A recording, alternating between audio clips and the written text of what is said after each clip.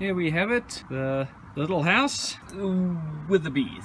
Okay, so we're going to try and preserve this house. Open up, put them into the capture box and see how it goes from there. Okay, this is what it looks like from behind. What my plan of action is I've got the station here. I like to put the capture box in the position as to where this box is. So all returning field bees just go into the box where we want them anyway. This box I'm going to put down here on the stump.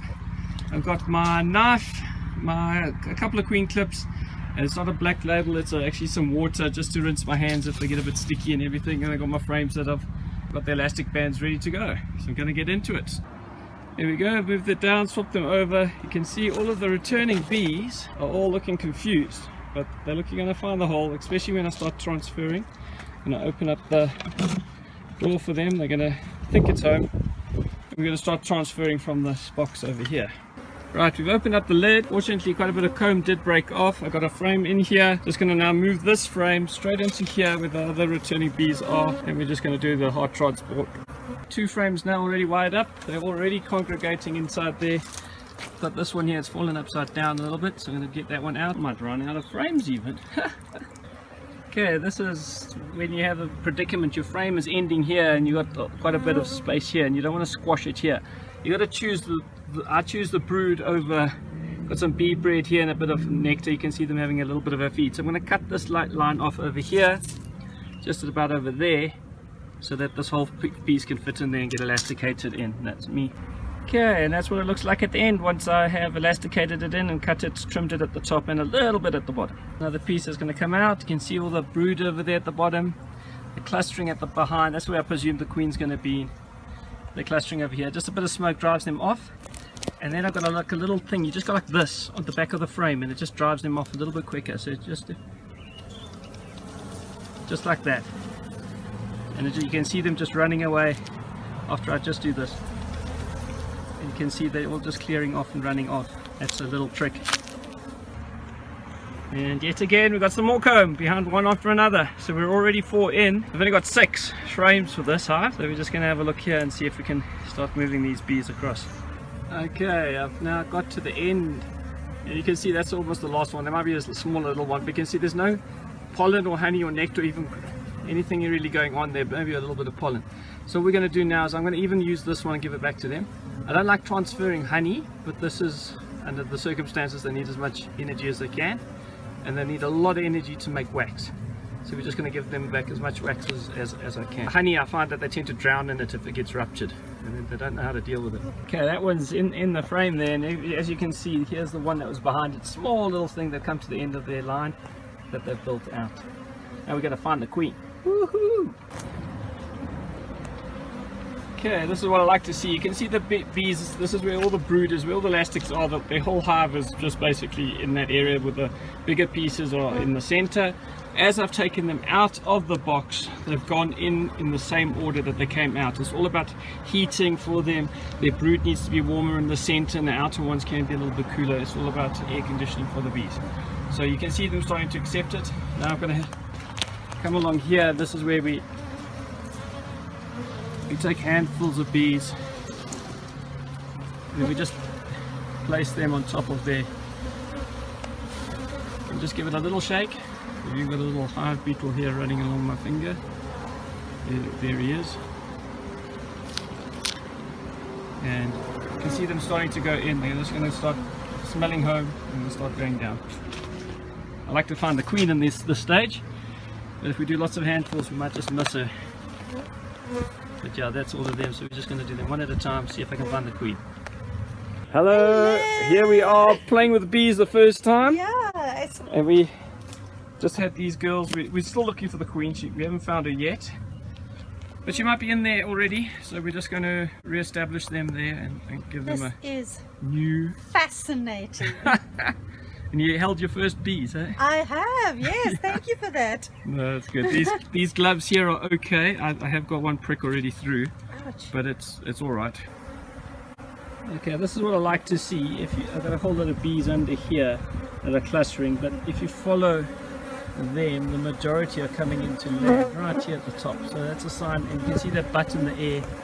Oh, that one bee means the queen's in there. You can see those butts. That's the National gland up in the air. Oops, up in the air saying, yeah, this is home, this is home. Okay, there we go. We come to an end now. I've tossed all the bees out there. I've put everything on here. Unfortunately, it happens this way. Sometimes the queen, she doesn't play, you don't see her, but she's definitely in there. They all put their butts in the air on the corner there. Chase most of them out, so I'm going to just level the hive off now. I'm going to put it a little bit lower at the entrance so that when they come in and out, they know where to go. And we don't get water ingress into the hive. Okay, there we go. We're going to close it up. We're going to try and leave them here for 2-3 weeks just to establish themselves and know where all their food sources is.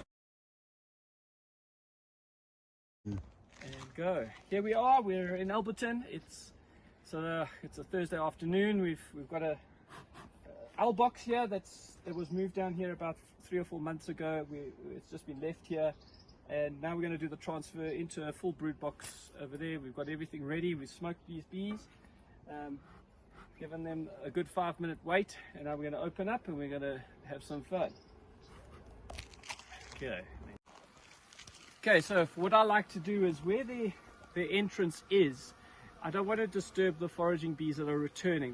They haven't smelt the smoke and everything. So what we're going to do is we're going to move this whole hive down here and put the actual hive that we're going to do the transfer at the front.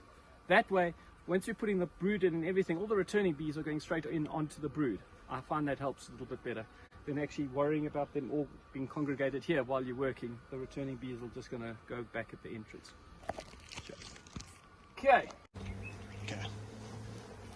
Okay, this is the first piece of brood of comb out here. It's really dark, really been used. You can see this brood pattern really nice and tight, but they're filling it on the outer side with a lot of nectar. So this is going to be a problem.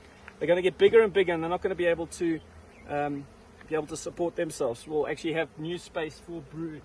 So what we're going to do is I'm going to just elasticate this piece in. I wouldn't mind taking out this drone comb, but because it's got a bit of honey in there, I'd rather give them a feed for now, just so that as they're going forward, this one fits really nicely in here. I think we can even get away with just 2 elastics. Just put the elastics here. I like it this side of the brood so that we don't do too much. Okay, that's just like that. That's going to go into the brood box on the front there, and we're just going to continue with it like that going forward. Joss. Can we see any brood here? No. So this is going to be on the furthest outside spot. Okay, this is the first piece of brood of comb out here. It's really dark, really been used. You can see this brood pattern really nice and tight, but they're filling it on the outer side with a lot of nectar. So this is going to be a problem. They're going to get bigger and bigger, and they're not going to be able to support themselves. We'll actually have new space for brood. So what we're going to do is I'm going to just elasticate this piece in. I wouldn't mind taking out this drone comb, but because it's got a bit of honey in there, I'd rather give them a feed for now, just so that as they're going forward, this one fits really nicely in here. I think we can even get away with just 2 elastics. Just put the elastics here. I like it this side of the brood so that we don't do too much. Okay, that's just like that. That's going to go into the brood box on the front there, and we're just going to continue with it like that going forward. Joss. Can we see any brood here? No. So this is going to be on the furthest outside spot. That's a really nice thing. A lot of brood there. It's looking very strong. This is where I have to make the call. So I'm going to go from here across there, and then I'm going to use it in another piece. I like a serrated knife here, just because a normal other knife just doesn't seem to cut as well. I've got some nice different aged brood here as well. A couple of queen cells as well, which is not unexpected for this type of hive. And it's got brood all the way through on this piece as well, so that's great. Just going to put this piece in here.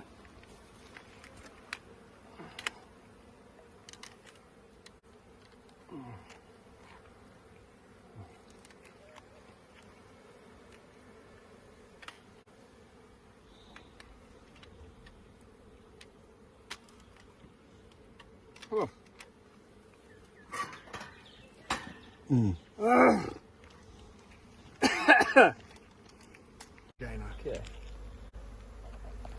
Okay, there's a bit of a, do I use wire or don't I use wire? Some guys reckon rather use wire, it's just going to support the frames better. the bees, after about a week, 2 weeks, they start rejecting the elastic bands. And sometimes if you're going to be transporting them, it can make them a little bit weaker. You can see this one has split at one stage as well during transport. So I'm just going to secure it in place here. They will then join it up on the underside. I'm going to cut it out here and just push it in, just so we can not have to worry about it lining up inside the frame. It is a twisted frame anyway, it's very bent inside here. So there we go. Let's just push that in here. Get it as straight as possible. The elastic band will hold it in place as well as gravity. There you go. Nice brood, tight brood pattern coming up now. And go. Alright, here we got another frame. If you can see inside here, if we put the light on in here, you can actually see we've got drone, very patchy drone comb. So what we're going to do is we're just going to cut that out. We've got some good pattern of normal brood. So this queen's got game, and I'm happy with her. I don't know why she was so patchy with this male stuff all over the place, but what are men good for? Nothing. So we don't have to really worry about these boys, and we can put that straight back into the hive.